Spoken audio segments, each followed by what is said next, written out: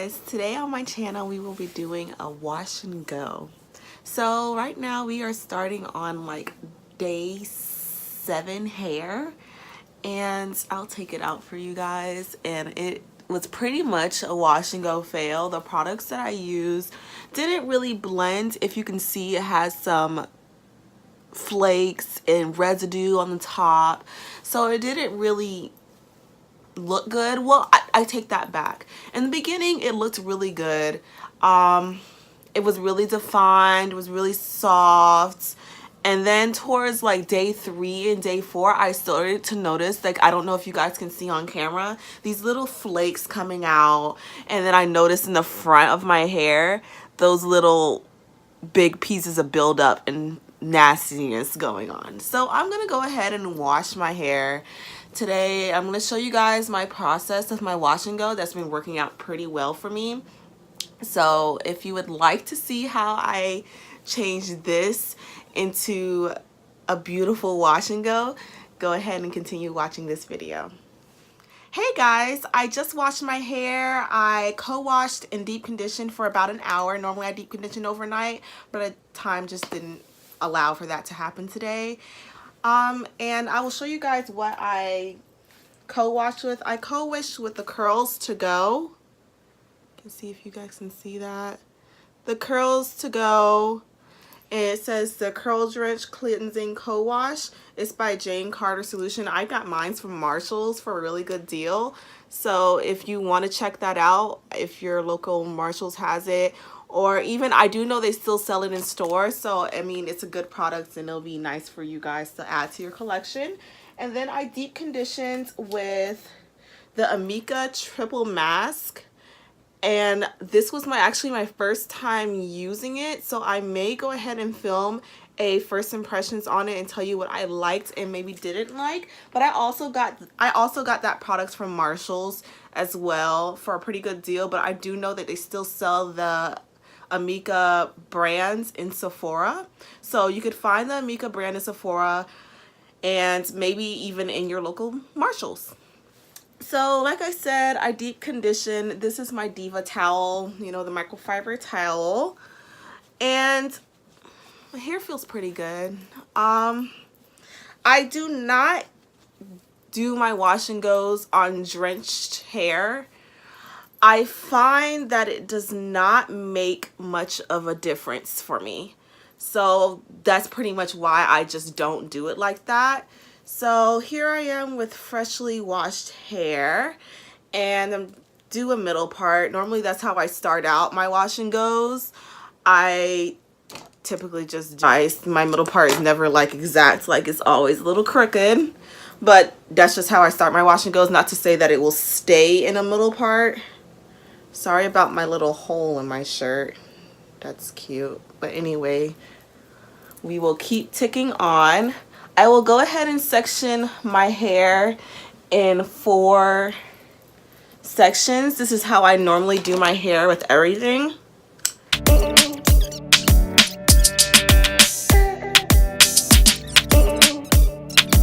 For a leave-in today, I'm going to go ahead and use the Cream of Nature Pure Honey leave-in. I really like this leave-in conditioner.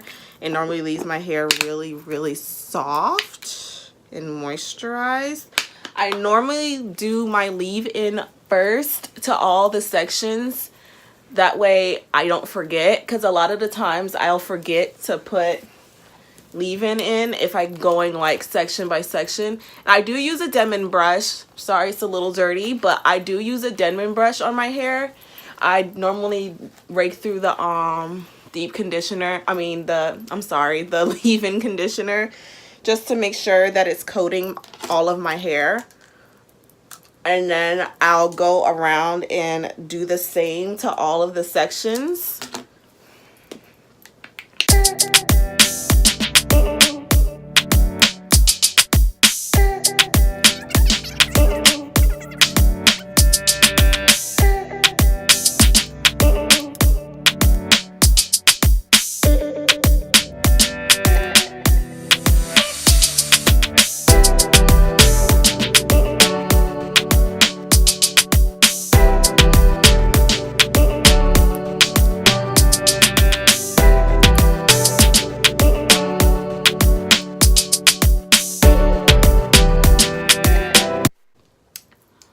Alright, now that I have leave-in conditioner in each of my sections, I will go ahead and go in with a styler. Now today I have chosen to use two stylers, well, two different gels I should say, and I've used this in the past and it's worked pretty well for my wash and go, and right now it's my favorite. So right now I'm going to use the Aunt Jackie's Don't Shrink Flaxseed Gel. And I'm also going to use my favorite gel, Wetline Xtreme. Now, I'm going to go ahead and go in with my Aunt Jackie's first. And of course, I'll be working my sections and I will subsection the section to make it a little easier to work with. So I'll take that section and clip this back.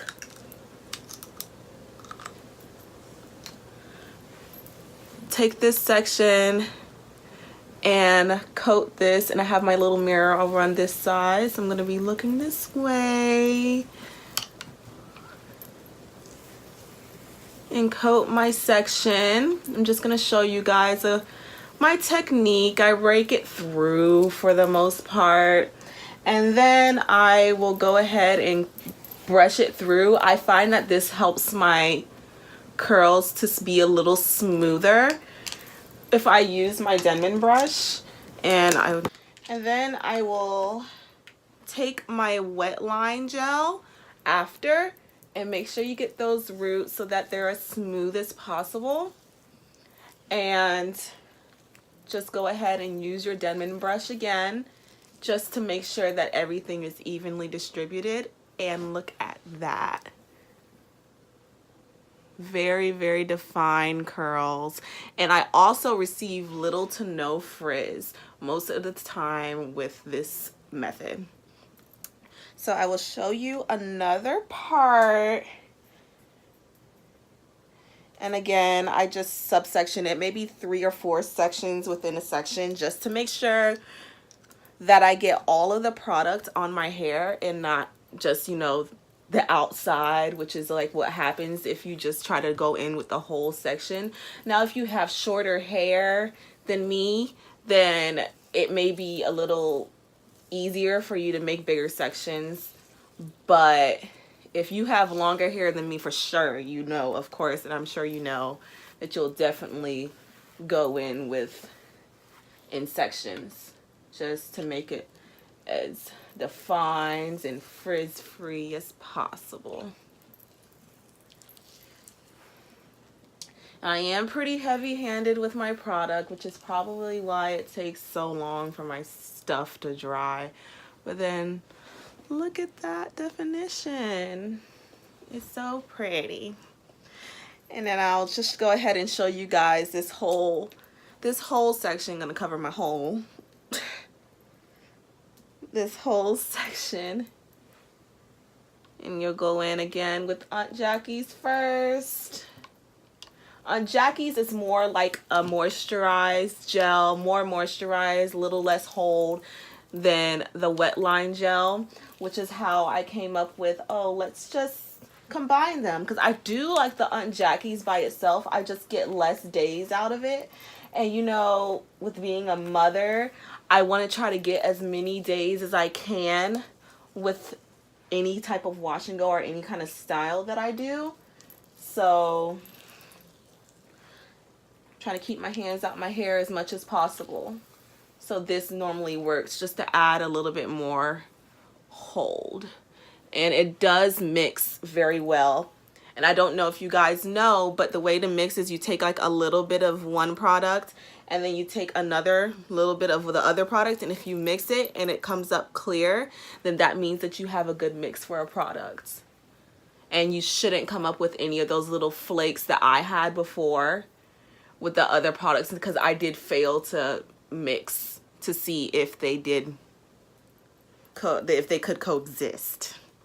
So I'm gonna do the other side, my other back side, and then I'll come back and show you guys how I do my top, because the top of my hair is done. I'm just gonna speed it the other side of the bottom because I do the same way on the bottom.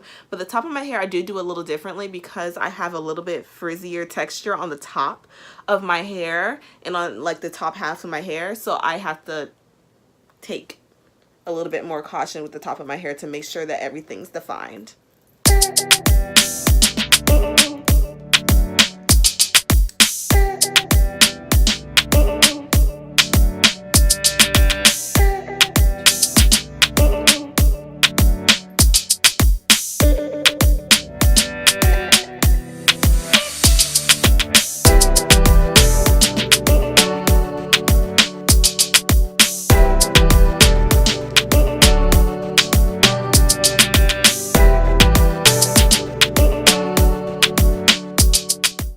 Okay, now I'm going to go ahead and go with the top. And this sections take a little bit more time because the back is really fast. Normally I can get a wash and go done in a pretty decent time, but it seems as if the front, of course, takes more time because I have a little bit more frizzy hair naturally in the front. So it takes a little bit more tender love and care and prayer, because sometimes it just still doesn't take to what the back does. So I just put on the products as I did with the rest of my head and kind of rake it through as you're going, and then just go ahead and use your Denman brush or any other brush tool that you like to use just to smooth. And then after I've done that, normally in the back I would just stop there, but with the front I do finger coil the front just to help it get a little less frizz. So I kind of smooth, and then as I'm smoothing down, just finger coil. Like, it dries really pretty. It might not look like it now, but it's gonna look, it really will help if you do have problems with frizz or in the front, or your hair in the front doesn't curl the same as the hair in the back, or vice versa. Your back doesn't curl as better, I mean as good as the hairs in the front. This would really help you out just to create a uniform curl.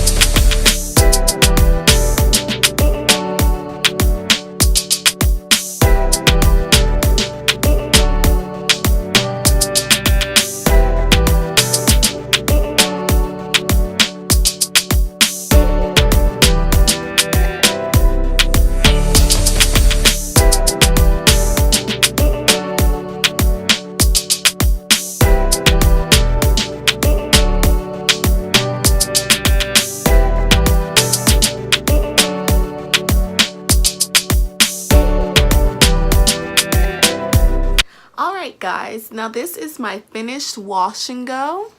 Got a lot of definition and shine, Any little white stuff you'll see is because I just put the product in, just got done. But it's looking pretty nice. It looks like it's going to be a nice wash and go. And I will say I did put a little gel to kind of smooth right here down because I don't like it when it falls like right in my face. So I did smooth it down right there. But it looks like this is going to be a pretty nice wash and go. So if you want to see how it dries, then I would go ahead and keep watching. So I'll go ahead and come back when I get the dried and finished products. Bye guys.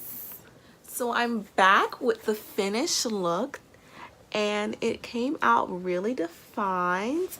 All the curls on the side and in the back and in the front.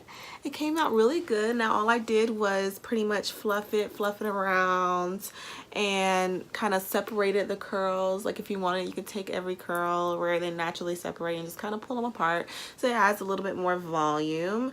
And that's all I really did. And here I'm finding a little bit more.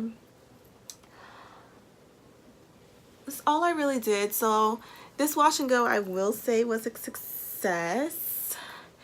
And now I know for sure, like I already knew, and now you all know too, that those two products do really work really well.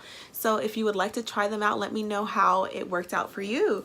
And so that way I can look and see all of you guys' success stories, or even if it didn't work for you. So that's it for me today, guys. So if you would like, just subscribe down below, please, and leave a comment and even like this video. And I'll be back next time. Bye.